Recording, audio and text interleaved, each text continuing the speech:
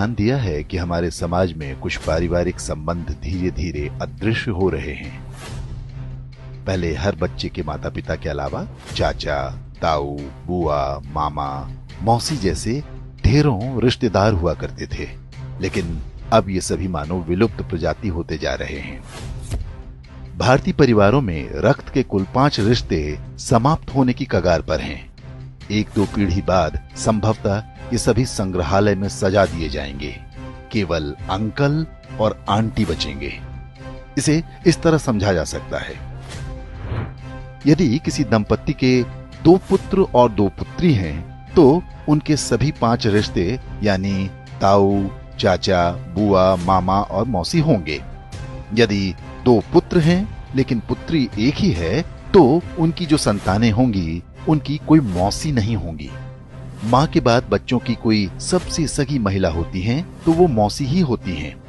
यदि किसी के 1 पुत्र और 2 पुत्री हैं, तो चाचा और ताऊ के रिश्ते नहीं होंगे। यदि 1 बेटी और 1 बेटा है, तो उनकी संतानों का न तो कोई चाचा होगा, न ताऊ, न मौसी। यदि 1 बेटा या 1 बेटी होती है, तो वो पूरी तरह से अकेला होगा। माता पिता के बाद उसका कोई रक्त संबंधी नहीं होगा। सिंगल चाइल्ड फैमिली को उनका निर्णय तीसरी पीढ़ी यानी जिनके वो दादा दादी होंगे बुरी तरह प्रभावित करेगा। उनका पौत्र या प्रपौत्र इस संसार में अकेला होगा। उसे अपने रक्त के रिश्ते की आवश्यकता होगी, तो इस पूरे ब्रह्मांड में उसका अपना कोई नहीं होगा।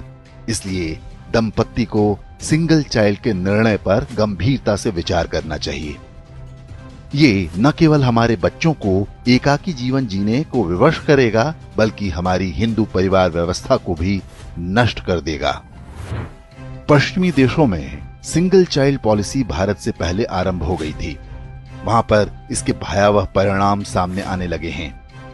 ब्रिटिश विद्वान डेविड सेलबॉर्न ने एक पुस्तक लिखी है जिसका नाम है द लूजिंग बैटल विद इस्लाम।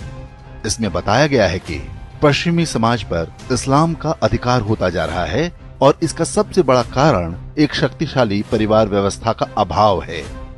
यूरोपीय देशों में परिवार नाम की संस्था लगभग समाप्त हो चुकी है। लोग विवाह करना पसंद नहीं करते।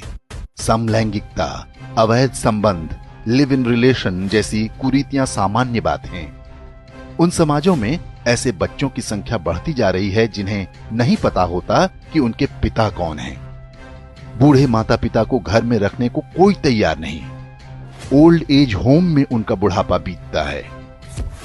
यूरोपीय देशों में आज राजनीतिक दल परिवार को बचाने का वादा अपने चुनावी घोषणा पत्र में करने लगे हैं।